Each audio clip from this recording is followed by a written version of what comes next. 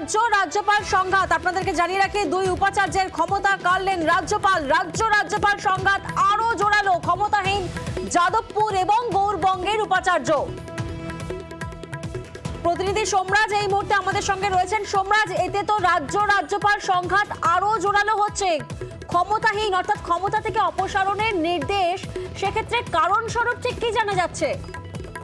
দেখো, কারণ স্বরূপ রাজ্যপালের তরফে স্পষ্ট জানানো হয়েছে যেভাবে এই দুই বিশ্ববিদ্যালয়ের উপাচার্যকে ফের নিয়োগ করেছে রাজ্য সরকার তা বেআইনি, এবং সেই কারণেই রাজ্যপালের তরফে স্পষ্ট জানিয়ে দেওয়া হয়েছে যাদবপুর ও গৌরবঙ্গ বিশ্ববিদ্যালয়, কার্যত নাম না করে স্পষ্ট জানিয়ে দেওয়া হয়েছে যে যাদবপুর ও গৌরবঙ্গ বিশ্ববিদ্যালয়ের উপাচার্যদের সব ক্ষমতা কেড়ে নেওয়া হয়েছে এবং তারা উপাচার্য থাকলেও তারা যে অর্ডারগুলি করবেন তা বেআইনি। রাজ্যপাল সিপি আনন্দ ঘোষ এই মর্মে অর্ডার জারি করেছেন। শুধু তাই নয়, তিনি একটি রিপোর্ট কার্ডও পেশ করেছেন, যে রিপোর্ট কার্ডে উচ্চশিক্ষা দপ্তরকে কড়া সমালোচনা করেছেন রাজ্যপাল সিপি আনন্দ ঘোষ, এবং সেই রিপোর্ট কার্ডে বলা হচ্ছে উচ্চশিক্ষা দপ্তর ব্যর্থ যে রাজ্যে যে নতুন বিশ্ববিদ্যালয়গুলি হয়েছে তার বিধি প্রস্তুত করতে।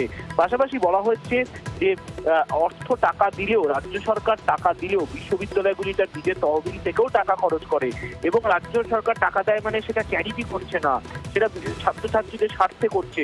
অর্থাৎ রাজ্যপাল সংঘাত কার্যত আরো বাড়লো বলেই মনে করা হচ্ছে, এবং দুই বিশ্ববিদ্যালয়ের উপাচার্য যাদবপুর এবং গৌরবঙ্গ এই দুই বিশ্ববিদ্যালয়ের উপাচার্যের ক্ষমতা কেড়ে নেওয়া হলো, তেমনটাই নির্দেশ বা অর্ডার করেছেন রাজ্যপাল। এবং রাজ্যপালকে কড়া ভাষায় আক্রমণ শিক্ষামন্ত্রীর।